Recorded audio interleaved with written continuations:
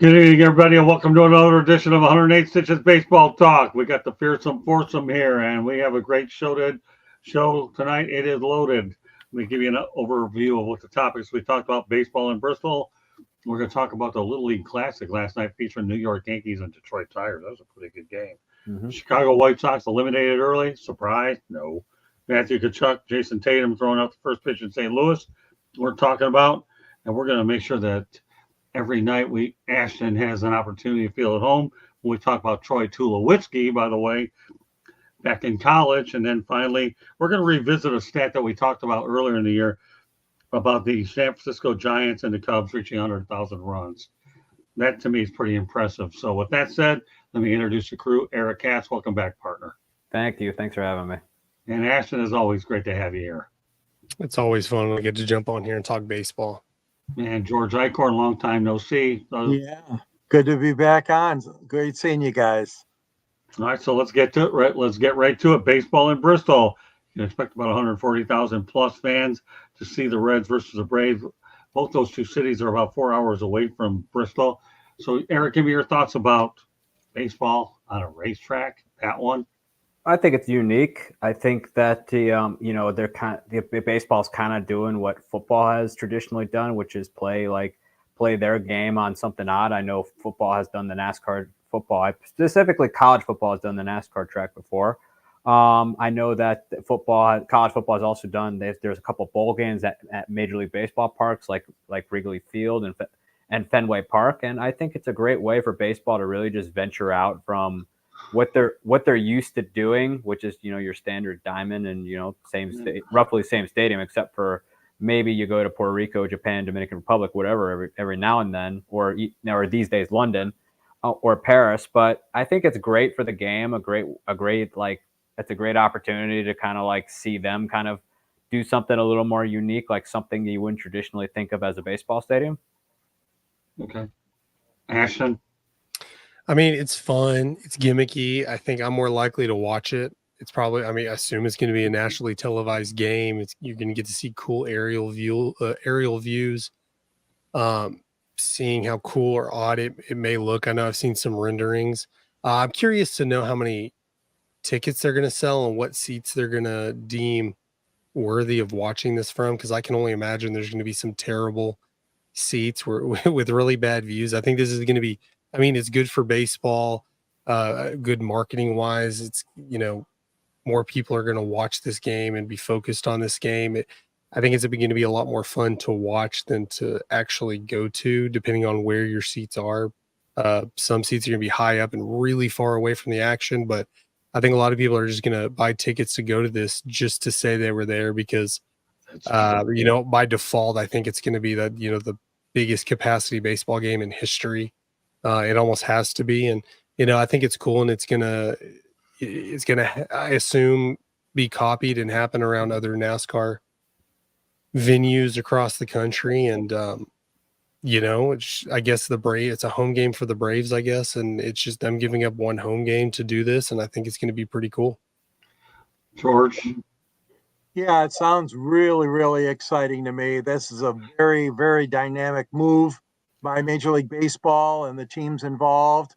Obviously, it's going to take a lot of work to construct the field there at Bristol. But, the fans are hungry for this. We've seen it happen before with other special, unique places that Major League Baseball has been played. And then, of course, they've taken the game across the world on other occasions. But, in a speedway, and Scott and I have covered many races. He's covered more than me. It's just exciting. Every time you have a race at Bristol, it's an exciting event. But now it's going to be topping over 100-some thousand fans. It's going to be incredible for Bristol to have a game in 2025. Hats off to all the people that made this happen, from MLB and, of course, NASCAR and the Bristol Motor Speedway. Sounds great. Yeah, I've actually been to that speedway. I was there visiting a friend, and her and I took 4 laps that we donated money during Christmas time to charity. It was pretty neat the way that track was banked. Here's what you're going to see there. Number one, okay, many years ago, the Dodgers played over at the LA Coliseum. Yeah. Before they moved into Dodger Stadium. I believe that was probably the biggest crowd ever when they played at the LA Coliseum. But Ashton, you're on to something here, okay? And here's what you're really on to. They not only going to want to be there to see the event, but okay, what you have is you're going to see a lot of scoreboards around there in the areas for which that you have obstruction or you can't see, nosebleed as we call them. So they're going to have time to prepare for what they're going to do so that as many people can see it. But you're right, people are going to go there because they know it's an event, a once in a lifetime, well, at least once in a lifetime at Bristol anyways.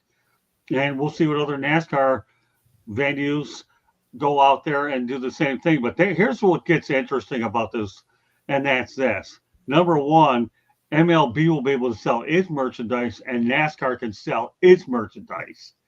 And you want to talk about money piling in from not one but two sports.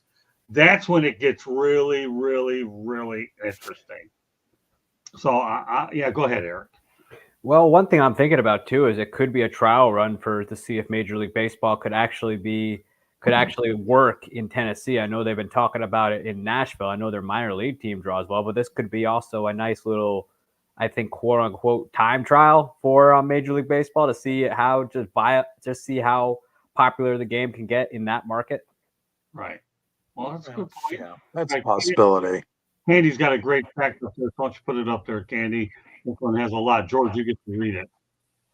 Candy says the largest crowd to ever attend an MLB game was 115,300 who watched an exhibition between the Boston Red Sox and the Los Angeles Dodgers March 29, 2008 at the LA Memorial Coliseum. This game set a Guinness World Record and is the only baseball game to definitively exceed 100,000 attendees. Good point. There you go. LA Coliseum. Got back in the 50s just recently. So now obviously another attendance record could be broken.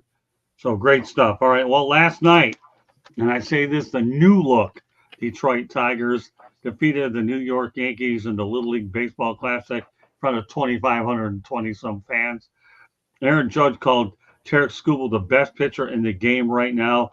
It's not fun facing a guy like that, but it's fun competing against the best. Well, you know what, Eric, you're the Yankee guy here. What are your thoughts about what we saw last night? Oh, terrific game. Can't complain. Obviously it's great for the sport to get out to the home of the Little League World Series. I think it's great that they were able to kind of connect more kids with the big stars. I think baseball is doing a lot better of that, trying to kind of grow the game a little bit in that way, where kids got a dream experience chilling with Aaron Judge. It almost looked like the Beatles were in town, as they described it.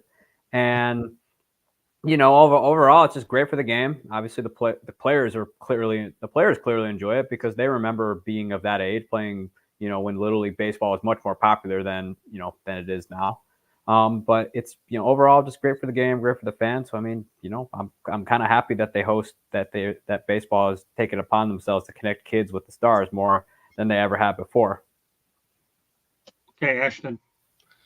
MLB needs to take the opportunity to just push for Aaron Judge to kind of be the face of the league. Obviously being an MVP, still being an MVP candidate player, playing for your most valuable franchise in baseball, and just having the class to show the respect for Skubal. And, rather than going out like today, it's more trash talk, and which that can be fun and everything, but he just comes out, shows total class.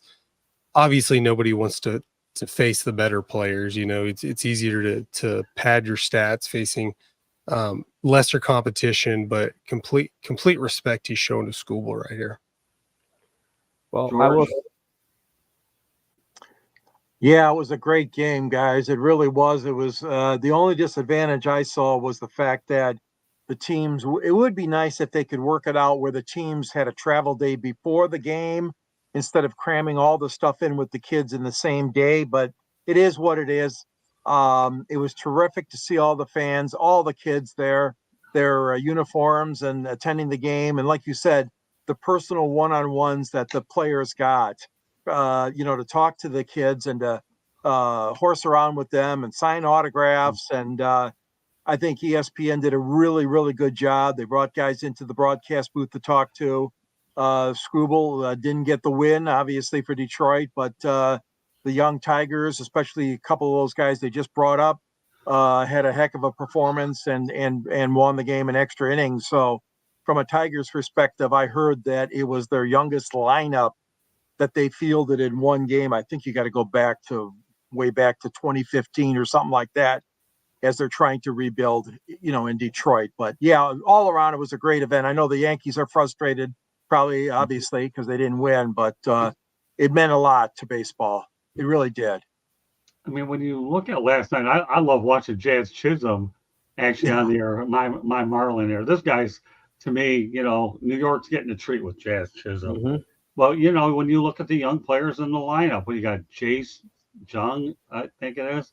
Yeah. I mean, and then you got Doug Sweeney manning the one side of the infield. Those guys made some pretty good plays, and they're, to me, they look pretty good. I mean, AJ Hinch has something there, and I think he knows it. I know they made a couple moves last week when they let Gio Urshela go to bring up these guys, and then they have Spencer Torkelson coming back, Riley Green coming back, Kerry Carpenter. So I don't know if the Tigers are going to be able to get in the playoffs, but they've been certainly hampered by injuries, and with Spencer Torkelson struggling, getting 2.5 months to get it figured out. This team, you never know. I've seen crazier things happen, but AJ Hinch, to me, has done a really good job. But the thing that I liked about this matchup more than anything was the Detroit Tigers were formed in 1901, the oldest franchise in the American League, and the Yankees 1903. You could not have put two better franchises on there that have more tradition than those two. Yeah, we'll talk about the Boston Red Sox fans might disagree with me, but the Detroit Tigers are older than the Boston Red Sox. 1901, look it up. And the Yankees, and when you look at the Baseball Hall of Fame, okay, you also look at the fact that Babe Ruth and Ty Cobb were the first inductees coming from those respective franchises. So, I mean, that's a lot. It really is. All right, let's go back to the chat room. George, you're going to man it. Good evening, Turbo Jetum. Okay, good evening. Okay, Candy. But in the end, the major leaguers seem to benefit as much or even more than the little leaguers, because Cora believes that it's a one-day reminder of why they fell in love with the game. There's no talk about swing decisions or analytics, no coaches. Cora said, there's nothing about money. You're thinking, I remember when it was this fun. Good stuff, Candy. Yeah. And Cora. And he closed. It was a great game to watch. I really, really, really enjoyed watching the whole thing. I played Little League ball myself for 6 years and never get those days as a catcher. Go ahead, Eric. Yeah, I remember. I remember playing Little League myself. Played for a long time. Obviously, as you start to move up, kind of in the ranks of baseball, whether you play Little League early on, or even are fortunate enough to get to the highest level, the pressure just intensifies, and I think that the players just benefit from being able to talk about those days. Obviously, it's just an opportunity for them to kind of just it's just an opportunity for them to really just see how it was, albeit less, baseball was less techie back then, I assure you. But it's just a great opportunity. It's just great for the players, great for the game, and great for the fans. Yeah, it really is. It was a fun night to watch. And when you have two franchises as old as the Detroit Tigers and New York Yankees, Joe Torre definitely got it right. In fact, next year's matchup, you're going to have the Mets and the Mariners. Joe Torre announced that as well. All right, Candy, we're going to put you in for a station break. Go ahead. You are listening to the South Florida Tribune YouTube channel. If you see a red subscribe button, hit us, like us, share us with all your friends and family. Monday nights, we talk hockey on Fire Up Florida. We talk baseball on 108 Stitches Baseball Talk. Tuesday nights, we talk football on Inside the Pigskin. Wednesday nights is Sports Exchange. Thursday nights is Fire Up. You just never know what we're going to be talking about on either of those. If you like to listen to podcasts, you can find us wherever you get your podcasts. Otherwise, definitely subscribe to our YouTube channel. The South Florida Tribune Publishing Company published a book last December. It is called Lessons from the Microphone, Tuning into the Enduring Wisdom of Visionary Leaders. It is written by none other than Scott Motor City Mad Mouth Morganroth And the foreword was written by George Icorn. Get your copy today. It talks about how media has changed over the 40 plus years Scott's been in the business. It is available on Amazon, Barnes & Noble, Kindle, Google, and Apple Books. You can also listen to us wherever you get your podcast, iHeartRadio, Google, Apple, Spotify, you name it. But go to our website, www.southfloridatribune.com. You can see the writings of Scott and George. You can see my pictures. You can also see updates from the Marlins, the Panthers. You can get transcripts right now from the Dolphins, the Jaguars, the Detroit Lions, and then all of our local South Florida colleges, USF, FAU, the Florida Gators, and the Miami Hurricanes send us content. So go check out our website today. We also have a link to a store on there that you can buy South Florida Tribune merchandise or Motor City Madmouth merchandise. Scott also does a show, a one-on-one interview show on nofilter.net. Watch for more details to come. Back to you, Scott. All right, Candy, well done. So with that said, we're going to go to the south side, and it's been a really, really rough year. I believe Pedro Greifel was fired recently. Of course, I can certainly understand why. The Chicago White Sox are eliminated from playoff contention with 38 games remaining. Ouch. So anyways, Eric, let's talk about what's going on the south side. I know you recently watched Aaron Judge hit his 300th home run, but there's an awful lot going on the south side. Oh boy, it's a mess. It's there's like, aside from Crochet, there's really no bright spot on that team. Typically during a rebuild, you'll have like a bright spot on a team that's having a great year who at least makes it like tolerable to watch. But nah, this team, aside from maybe Crochet, who they're starting to limit his innings a little bit.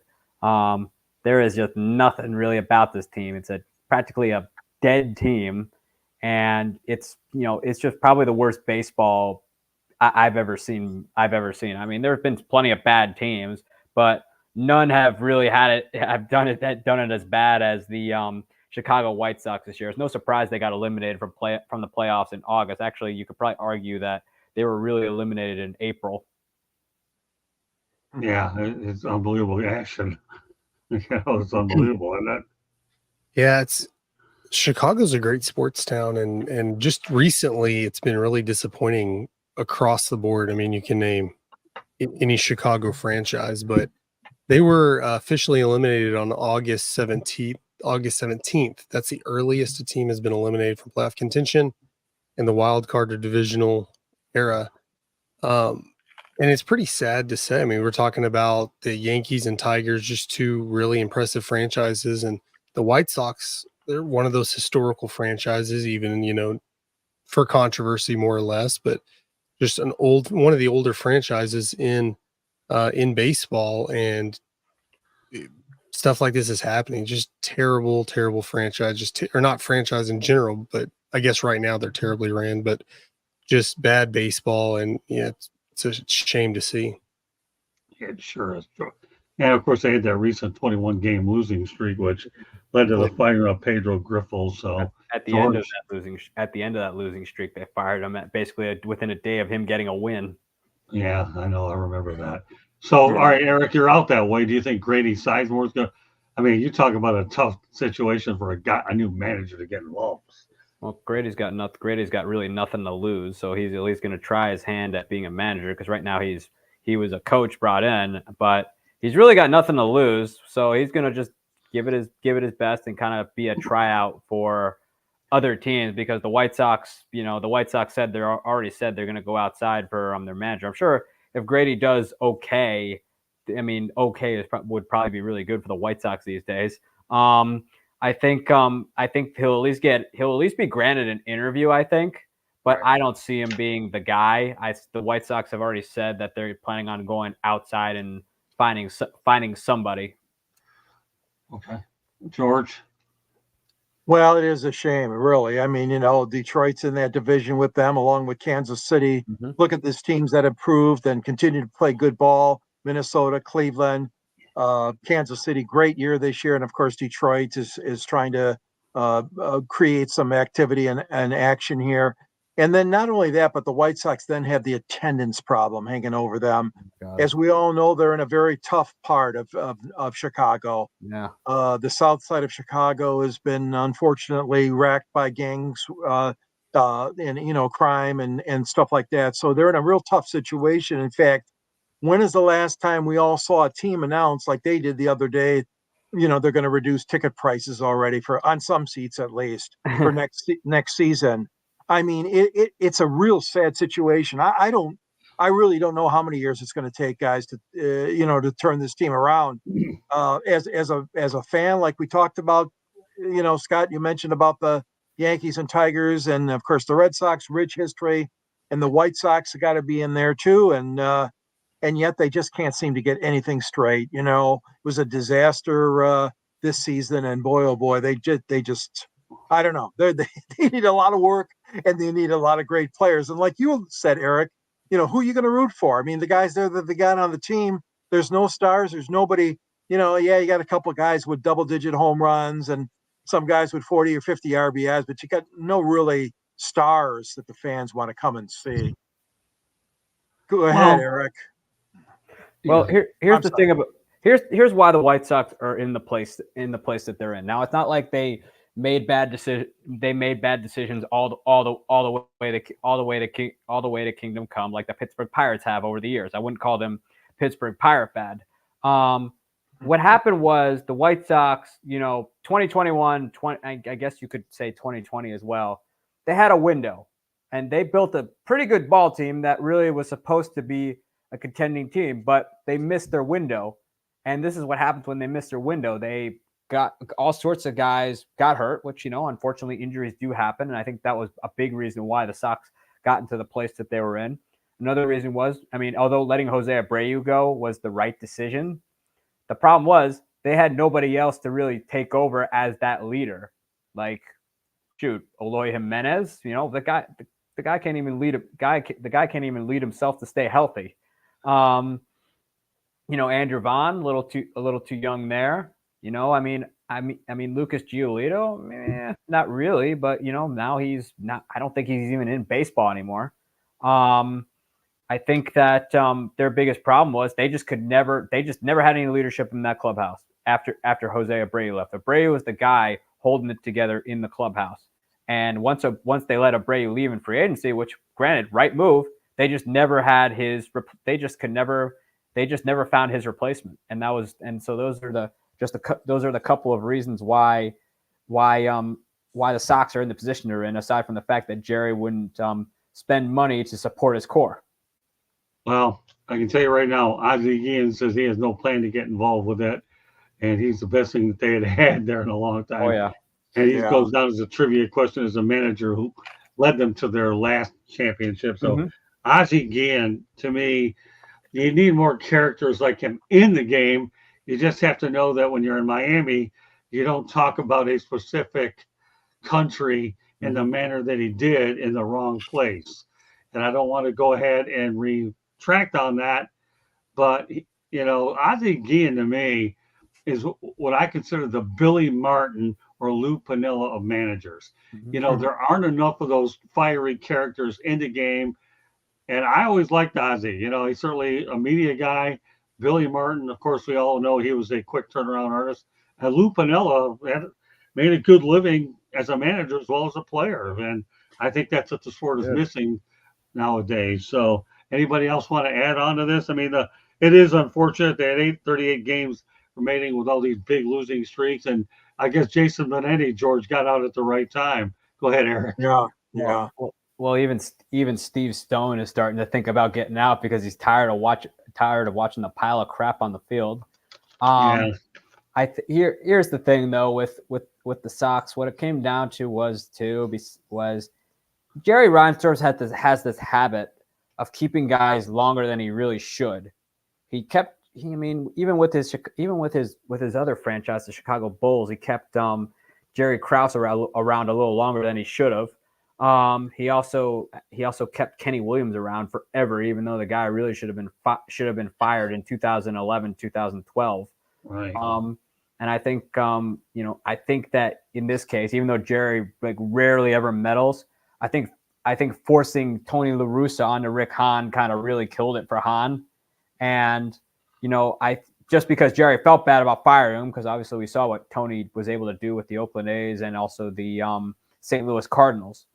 But, I think what it came down to was just, they just missed their window. Injuries, the wrong manager, the whole deal, and also just not letting, Rick Hahn maybe wanted another guy. I mean, yeah, he wanted Grifol this time around, but he never got the guy he truly wanted the first time around.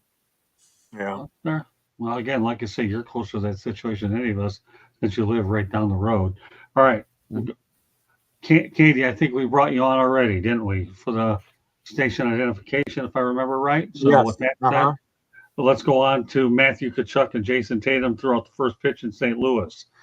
Okay, Eric, what are your thoughts about those two guys getting an opportunity to go to St. Louis and throwing out the first pitch? Classy move by St. Louis. Well, Jason Tatum's from St. Louis for one thing, and I remember him when he was actually in high school when I was in college, 2 hours away from him, and I remember him committing to Duke before obviously he went and obviously became a star in the NBA like he is now. Being good for them to bring back the hometown guys. I mean, what more can you do? Tatum won a championship this year and is obviously the franchise player for the Boston Celtics. Yeah, I'm actually, I'm surprised even to this date that you don't have an NBA team in St. Louis, but that team became the St. Louis Hawks. George? Yeah, and it was good to see them out there. And then I know that there was a real nice story written by ESPN, which showed a picture of them when they were on the school bus together, way back. So the fact that Jason Tatum and Matthew Tkachuk are coming off of their winning championships was even more fun because, like I said, they back in the day, they took a bus together to school.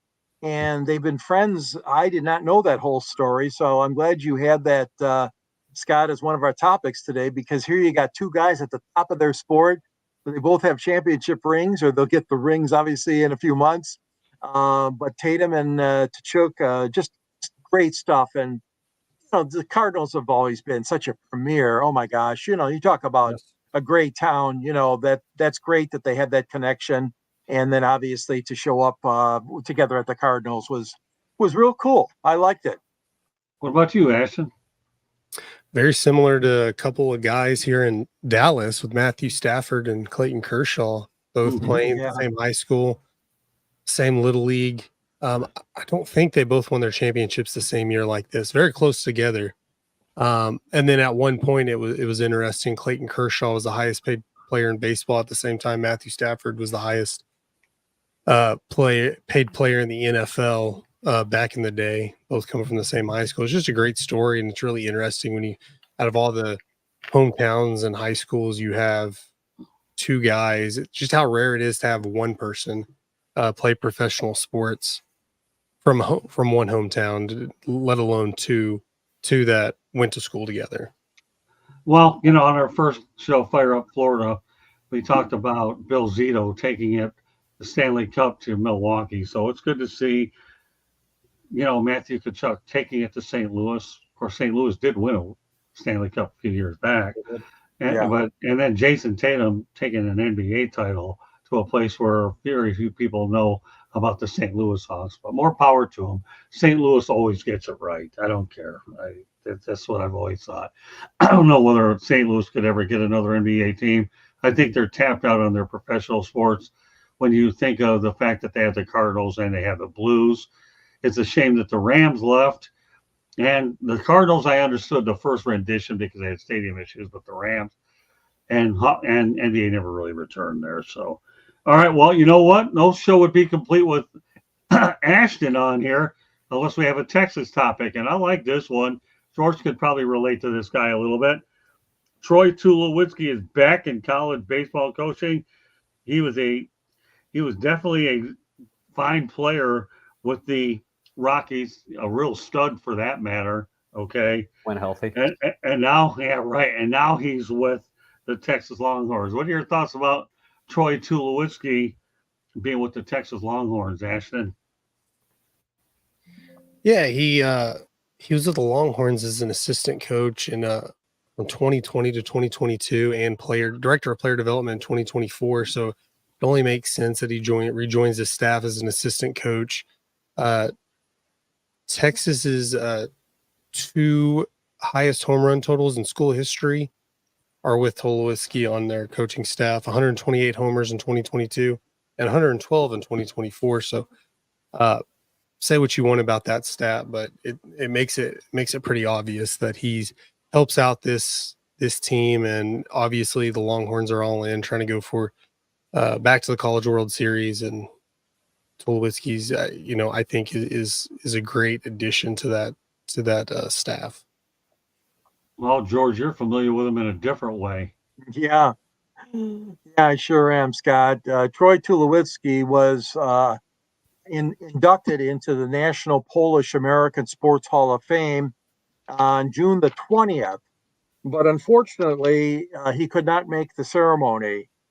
He had plans to come, but things got changed at the last minute. So we were really, those of us that were there, and there were over 400 people in this hall to induct him.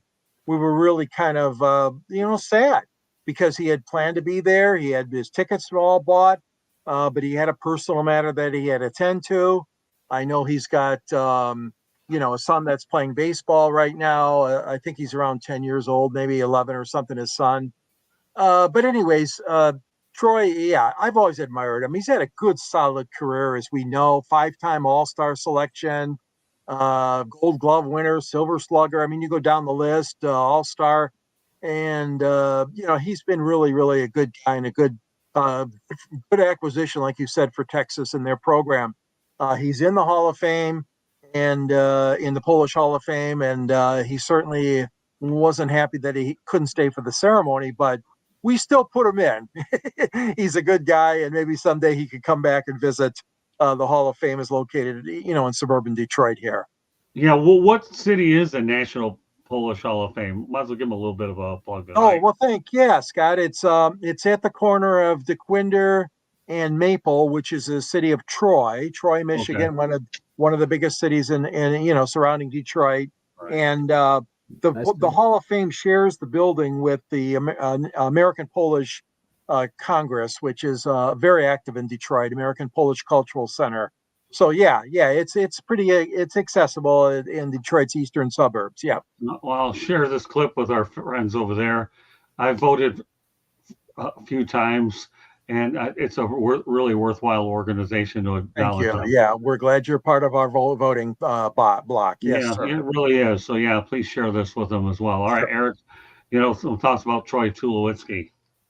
Oh, he's a great player. I mean, when healthy, that was his biggest problem over the years. The guy would have like one major injury after the other. I think he was a Yankee for a second there. I obviously had a great career with the Rockies, but good for him. I mean, now he's clearly had found success coaching at the University of Texas, which very renowned baseball program. I think it's great for him. Obviously, he's one. I think had he stayed healthy, he would have. He might have had a chance there. Hey, let me ask you a question, Ashton. Didn't Augie Garrido, wasn't he the manager over there? If I remember right. Yeah, a long time.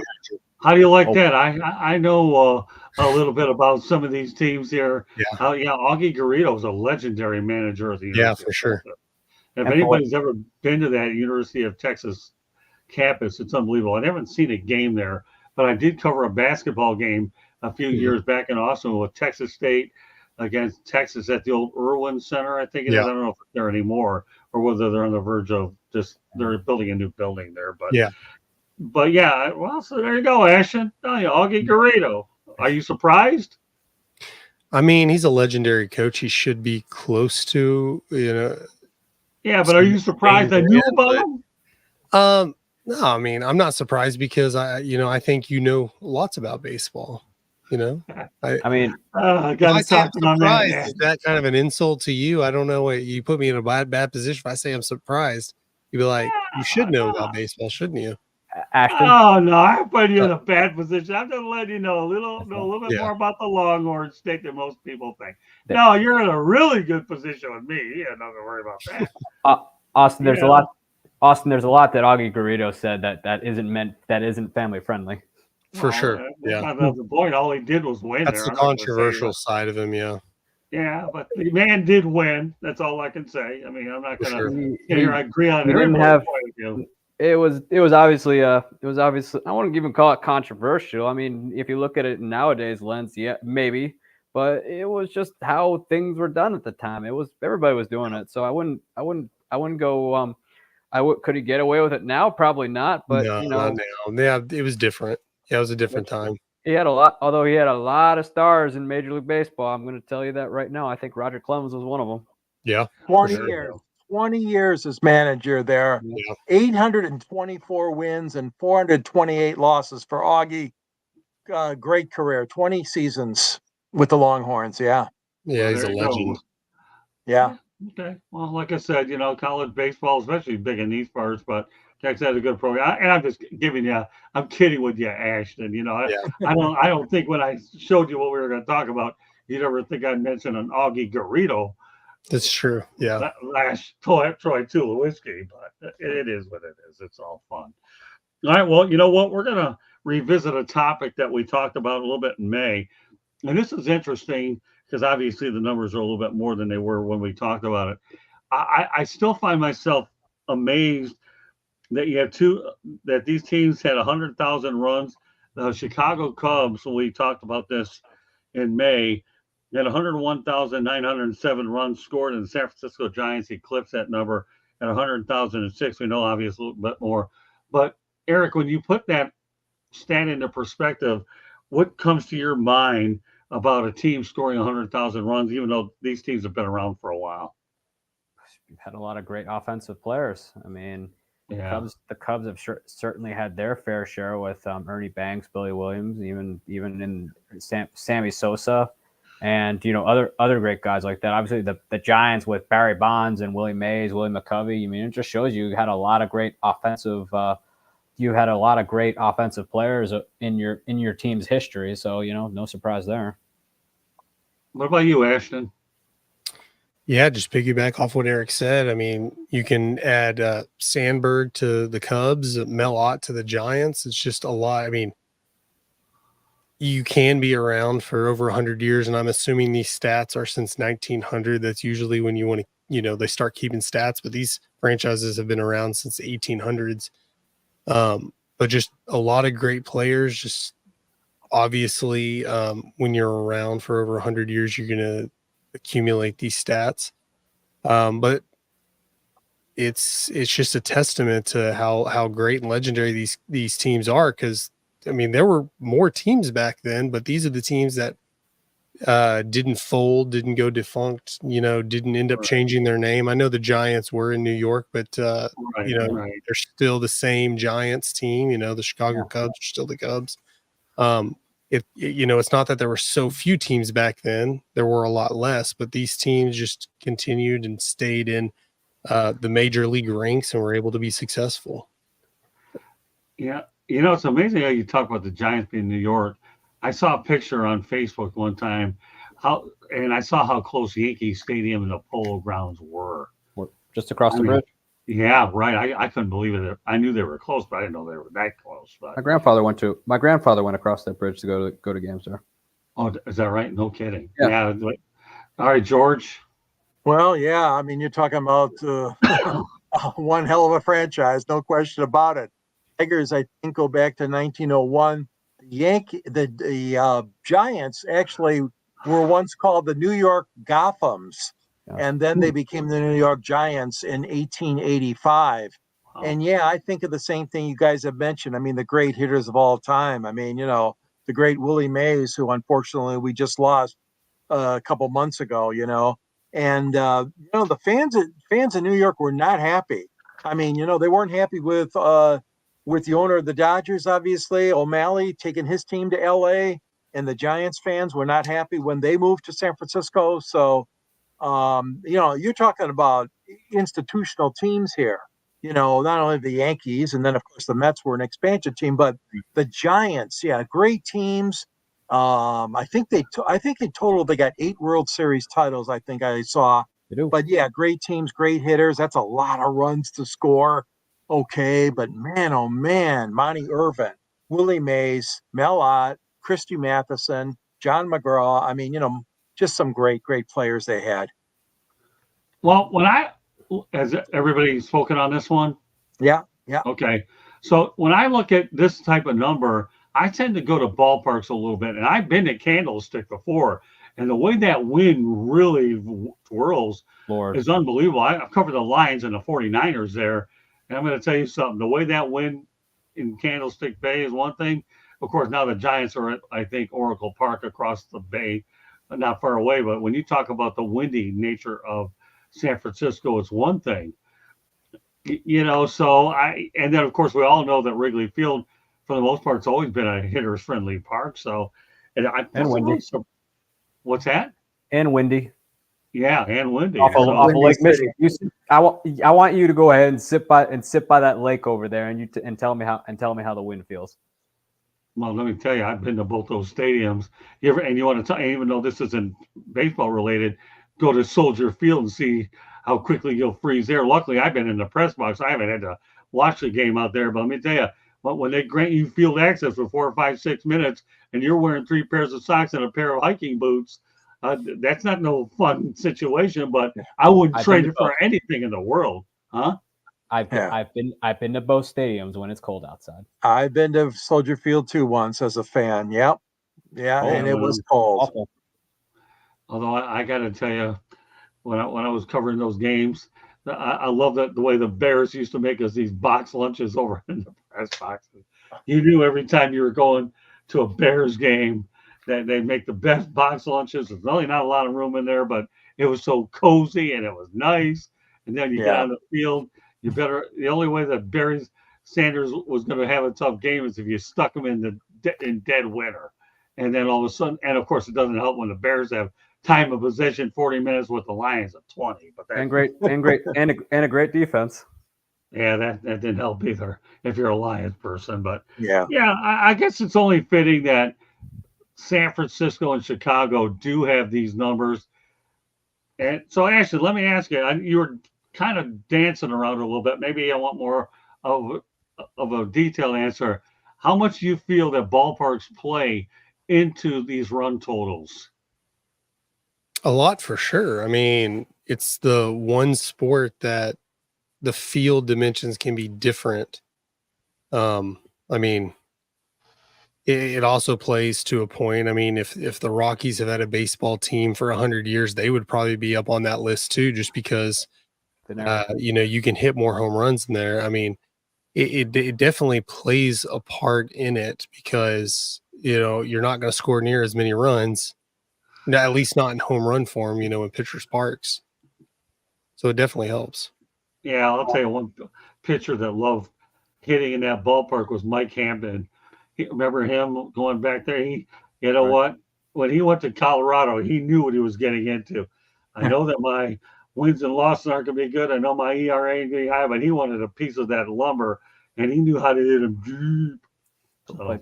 I do remember Hampton played for the Astros, the Atlanta Braves. Yeah, and then he goes to Colorado. That late in his career. Yeah, of course, that's when he was ready to hit home runs instead of stop them. So it's doing it at Coors Field. I mean, look at a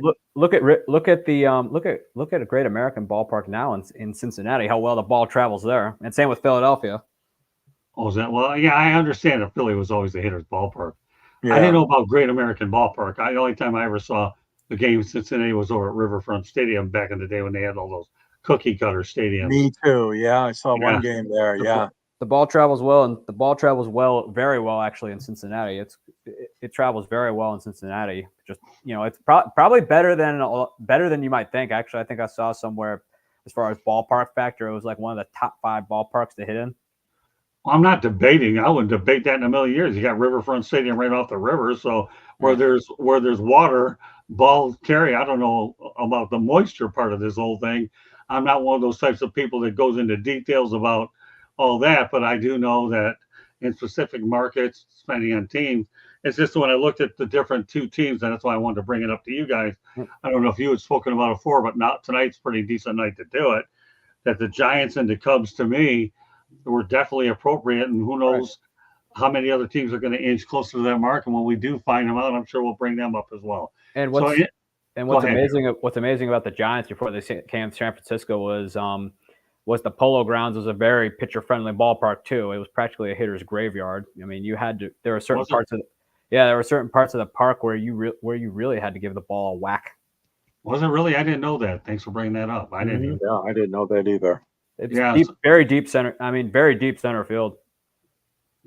Well, it's good to know. I mean, nobody's ever doubting your baseball knowledge anyways. You got more baseball knowledge for a guy under 30 than I've ever seen. I mean, geez, when I first met this guy, Ashton, he'd keep me on the phone 3 or 4 hours there giving me baseball numbers.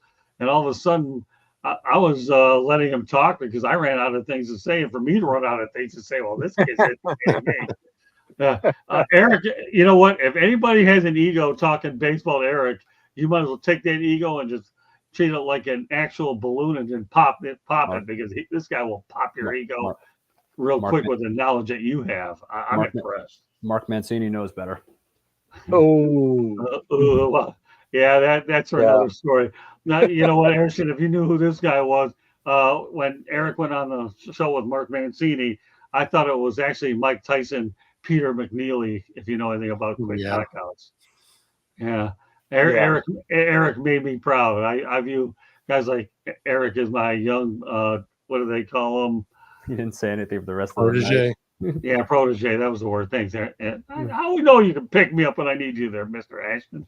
Yeah, those were fun battles to watch. So we're all over the map today. We go from 100,000 runs all the way to Bristol.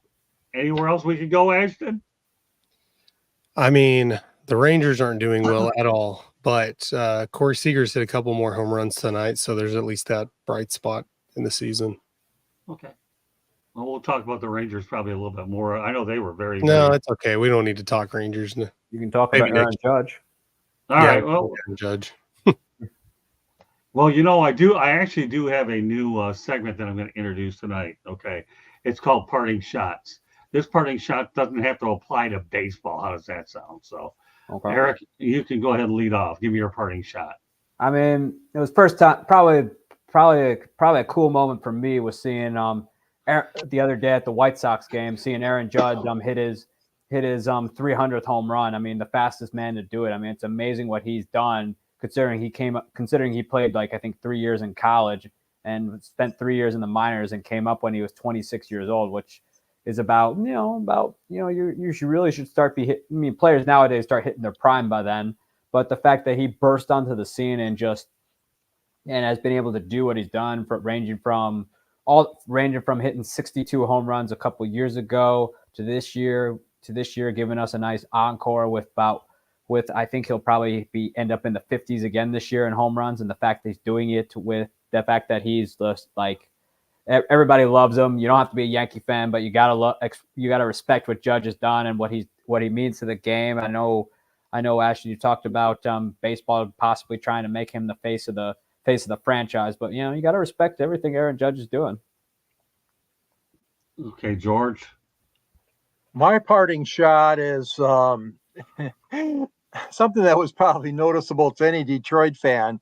Yesterday during the game, they showed a ceremony that happened before the game, and it was the Little League, whatever he was, president or executive director of the Little League was retiring. So they had a little ceremony out on the field.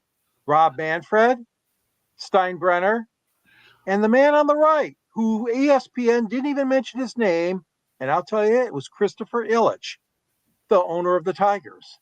So ESPN, I know you did a great job covering that game. Don't get me wrong, but next time that happens, please have the script ready so that Carl or whoever's announcing would say all four people's names and not ignore the owner of the Detroit Tigers, please. Thank you. That's my parting shot. Okay, Ashton, what's yours? My parting shot is a plea to the Rangers organization to go ahead and call up Kumar Rocker and maybe even Jack Leiter. I know Leiter was up earlier in the season and he didn't do very well, but he's doing a lot better now. Regained his focus. Kumar Rocker's just dominating in Double-A right now. You obviously have pitchers injuries. I know they're in a situation where it's hard just to say, okay, we give up for the year. We're just going to play for next year with Bochy as manager. You want to make sure he stays around another year, and you have a lot of stars on that team, but they're over 10 games out. It's time. You got healthy, and then now you're starting to get more injuries. It's like let's just go look at next season and look at some of these young guys that you drafted who there have been setbacks, but now I think it's time. Call those two guys up. Let's see what they have this year so you can go to next year with, at least an answer, some confidence. Okay, my parting shot actually goes to ESPN. Once again, two more on-air people go down by the wayside. Robert Griffin III, I never cared for him anyway, so I'm not sweating over that one. But the one that bothers me a little bit is Samantha Ponder. This young lady, to me, is a very talented young lady. And I can tell you right now, she will find a job awfully quick. How can you keep firing people that you learn to build a following with? What do you really have to replace her? Oh, I'm sure they'll find maybe Laura Rutledge or Mike Greenberg, but Samantha Ponder will land another job all day long. Very professional. I don't know the story behind the firing, but to me, I don't understand what this network is really trying to do. I don't. I mean, you find a talented person, and all of a sudden, just like they're gone. Did she say something out there that probably alienated them? This is a network that once employed Rush Limbaugh, and all of a sudden they got in and they let him go very quickly too. If you're going to hire somebody, you better know what you're buying, like they should have with Rush Limbaugh. But Samantha Ponder's done a pretty decent job after Chris Berman left. Part of sustainability in our industry is you want people that you can identify with and that show up on a consistent basis that you look forward to seeing. And, every network should take that into consideration. I'm not going to sit here and tell you that we are some of the big conglomerates, but the one thing I take pride in the people that appear on this show or any of the shows that we have, I want people that are going to show up week in and week out. Every once in a while, if you're off, no big deal, life happens. But we're here to build an identity. Okay, where everybody looks forward to seeing us week in and week out, and Samantha Ponder is just a talented young lady, and I don't know what ESPN was thinking. I'm sure more news will come out. So, Sam, I hope you land, and I hope you land really quick, because in my opinion, I've been around a lot of great women commentators, and I think the one that always will stand out to me is Leslie Visser. I got to know Andrea Kramer recently, and there's a lot of great women out there. Samantha Ponder, her best days are ahead wherever she decides to go. So, with that said, this concludes this edition of 108 Stitches Baseball Talk. We'll let Eric, Candy's going to come in and take care of our end, but Eric, go ahead and let everybody know how they get a hold of you. You can follow me on my Twitter at Sports Team News, or you can follow my blog at bellyupsports.com, where I talk all things baseball. George? Yeah, you can find me on the Detroit Monitor locally in Michigan, but also on the website, South Florida Tribune. Drill down to the Motor City Tribune, you'll find my column. And at the end of my column is a link to a book I wrote on sports broadcasters, Detroit sports broadcasters on the air. There's a copy of the book that is just above my shoulder here. Anyways, there's a link to purchase that book. You could find me on 108 Stitches and on Fire Up and all kinds of great shows, the Sports Exchange here on the network. Reach me at at yahoo.com, or on Twitter, SanGSports99, or on LinkedIn under my name as well. Okay, Ashton, go ahead. Other than this great show most weeks, you can search at Ashton_Nix on most social media platforms, or Peak One Sports. I have a few other podcasts going on those websites. And Ashton, once again, I'd like to thank you very much for your help on social media, helping us spread the content around. All right, Candy, take us home. You are listening to the South Florida Tribune YouTube channel. South Florida Tribune Publishing Company published a book last November called Lessons from the Microphone, Tuning into the Enduring Wisdom of Visionary Leaders. It is written by none other than Scott Motor City Madmouth Morganroth, and the foreword was written by George Icorn. It talks about the media and how media has changed over the 40 plus years Scott has been in the business. He's a great storyteller, so go grab your book. It's available on Amazon, Barnes & Noble, Kindle, Apple, and Google Books. If you like to listen to podcasts, you can listen to us. Mondays, we talk hockey on Fire Up Florida. Then we talk baseball right here on 108 Stitches Baseball Talk. Tuesdays, we talk football on Inside the Pigskins. Wednesdays at Sports Exchange. Thursdays, it's Fire Up. Those two shows, you never know what the topics are going to be. Typically sports related, but you just never know. So tune in and find out. Typically Wednesdays, Scott does Motor City Madmouth Show on nofilter.net. Watch for details when the next episode's coming your way. And you can go to our website, www.southfloridatribune.com, where you can there's a link to Scott's books. There's also writings of Scott, pictures I've taken, writings of George. And there's a link to our merchandise store where you can buy cool sweatshirts, caps, T-shirts, shorts for South Florida Tribune and for the Motor City Madmouth. Go get an item today. You can also just read all kinds of our content. If you'd like to advertise or sponsor one of these great programs, call Scott 954-304-4941. And last but not least, you can find us on Twitter at Tribune South. Anything I missed, Scott? No, Katie, you're getting better with them every single second. Thank you very much. You do an unbelievable job. You should mention that tomorrow night here on the network, we're going to have Inside the Pigskin, and Candy does a show. Why don't you give everybody a quick overview of what you do before we call it a night? So Tuesday nights at 7:30, you can find me and my co-host. We are Chicks Talking Sports on Chicks and Salsa, or Three Chicks in a Pod. You just never know which one we're going to do. But typically we've been doing Chicks and Salsa. It's me, Megan Price, who is the queen of hoops.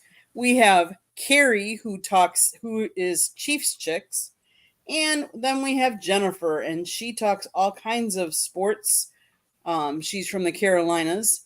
And then, of course, there's me, who talk a lot of Wisconsin and a lot of Florida stuff. So if you like to listen to Chicks Talking Sports, come on over, 7:30 p.m. Eastern Time. Thanks, Scott. You're welcome. All right, well, that does it for this edition of 108 Stitches Baseball Talk. Great job to my co-host, George Icorn, Eric Katz, as usual, and Ashton Nix. What can I say? You're definitely the best edition we've had all year, and I'm thankful that you're on my team. What can I say? So meanwhile, we appreciate everybody for joining us tonight, and we will see you next Tuesday night or Monday night, 108 Stitches Baseball Talk. See, I'm all mixed up where these things are. I just know they're beginning of the week. Although we did used to do 108 Stitches Baseball Talk years ago on Tuesday night, Eric ought to know. But meanwhile, it will be on Monday night. So on behalf of George, Eric, and Ashton, my name is Scott. Thank you for joining us. And we will see you next week. Have a great week, everybody. And we'll catch you the next time. Good night now. Good night.